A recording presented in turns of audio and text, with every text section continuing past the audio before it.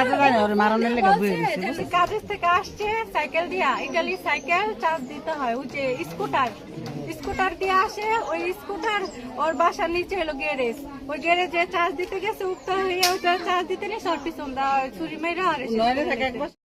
ইতালিতে বড় ভাইয়ের হাতে ছোট ভাই খুনের আসল কারণ এবার জানা গিয়েছে। পরকীয়া, আর্থিক লেনদেন এবং বাড়ির বিদ্যুৎ লাইন কাটা নিয়ে পারিবারিক বিবাদের চরম পরিণতি। ঘাতক বড় ভাই হুমায়ুনের ফাঁসির দাবি স্বজনদের। মুন্সিগঞ্জের টঙ্গীবাড়ি উপজেলার পশ্চিম সোনারং গ্রামে শোকের মাতম থামছে না। ইতালির লেইথ শহরে বড় ভাই হুমায়ুন ফকিরের হাতে ছোট ভাই নয়ন ফকির খুনের ঘটনায় একের পর এক চাঞ্চল্যকর তথ্য বেরিয়ে আসছে। বিদেশের মাটিতে এই হত্যাকাণ্ডের মূল কারণ হিসেবে উঠে আসছে বড় ভাইয়ের পরকীয়া, দ্বিতীয় বিয়ে এবং আর্থিক দ্বন্দ্বের এক জটিল সমীকরণ।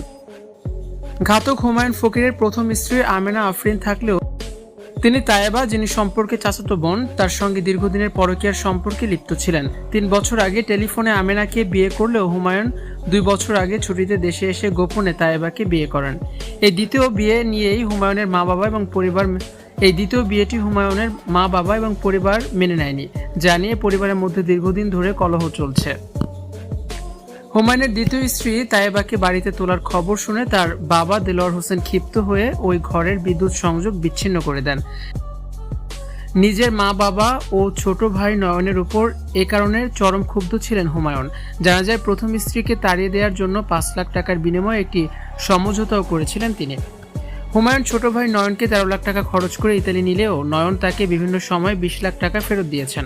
কিন্তু সম্প্রতি হুমায়ুন তার মা বাবার ভরণ পোষণ বাবদ খরচ করা 16 লাখ টাকার অর্ধেক অর্থাৎ 8 লাখ টাকা নয়নের কাছে দাবি করেন।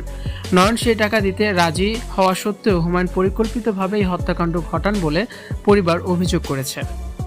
অভিযুক্ত হুমায়ুন বর্তমানে ইতালি পুলিশের হেফাজতে রয়েছেন।